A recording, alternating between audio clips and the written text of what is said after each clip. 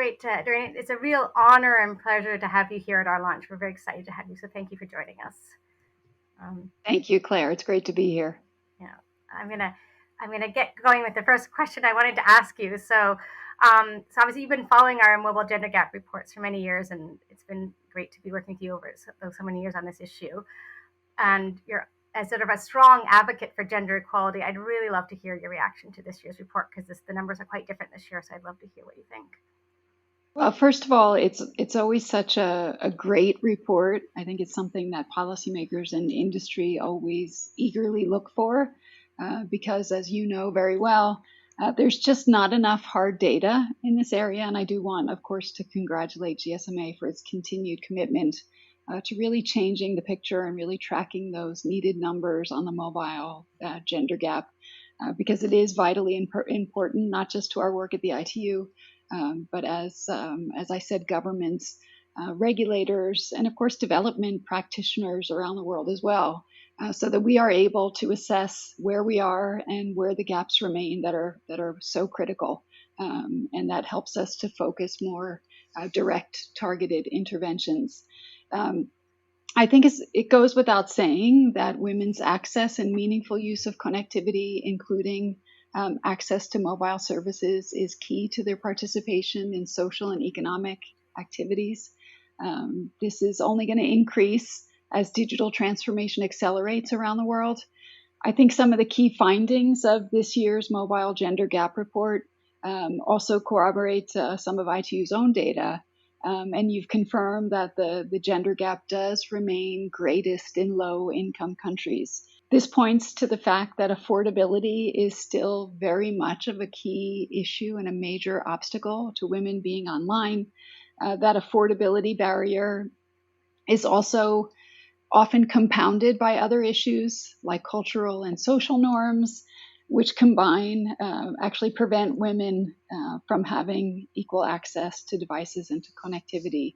And of course, in the world's least developed countries, only 1 in 5 women are actually using the internet. I mean, I do think it's a real tragedy that the people who could potentially get the most from the transformational power of mobile technologies are actually those that are the least likely to be able to access it. And I do think that we need to start taking this issue a lot more seriously at the very highest levels of policymaking, and to help put in place some proactive solutions that can help us quickly bridge the gap, because it's really in everybody's interest to do so.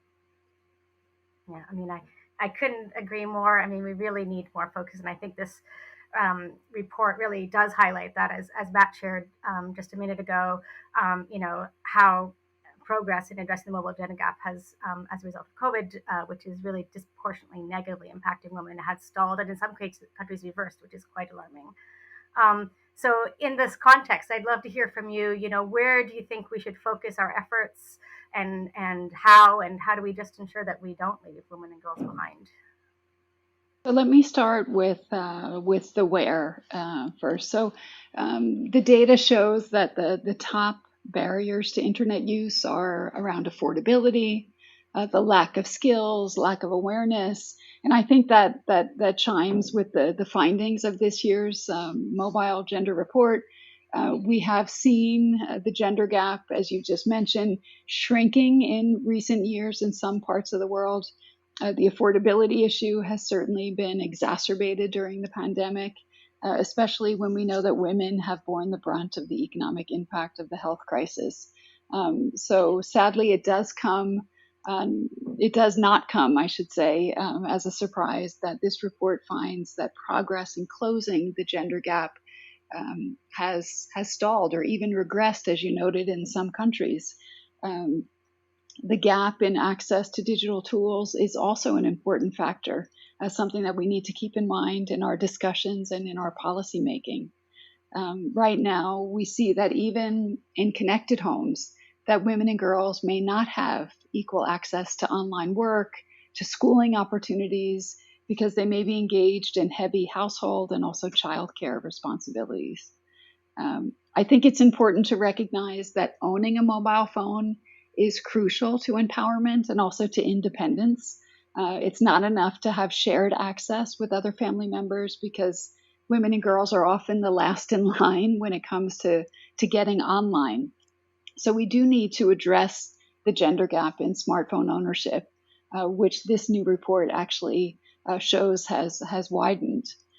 So now just turning to the how, to the second part of your question, empowering women with digital skills has been a major focus area for us. And I'd argue that as a community, we need to continue to urgently scale up on this. At the ITU, we have a lot of gender focused training activities, working closely with our partners at GSMA, from our annual Girls in ICT Day campaign, our Equals Global Partnership that we co founded together with GSMA, where we have over 100 incredible organizations. And we're working to close the digital gap in access, skills, and women's leadership in the tech sector. Our Girls Can Code boot camps and workshops, and also our digital transformation centers have helped to train over 100,000 individuals in basic digital skills, and 65% of them are actually rural women. Our work as well on school connectivity through our GIGA initiative with UNICEF, I think, is another important example. Because if we can put the internet in the hands of learners as well as in the hands of educators, we can, of course, help to transform learning and really transform the world. Schoolgirls who otherwise might not have a chance to connect to the online world can do so if they're in a GIGA school. Online safety, I think, is another important component when we talk about access for women and girls, because that online safety issue is often a barrier that keeps women and girls offline because they're afraid of the online experience. And so we do need to do more to make the internet a safer space for women and girls. And these are just some of the efforts that we're working on in many cases together. And of course, we have our Partner to Connect Digital Coalition that we'll be unveiling shortly. And that has a very specific target on digital gender equality as a priority.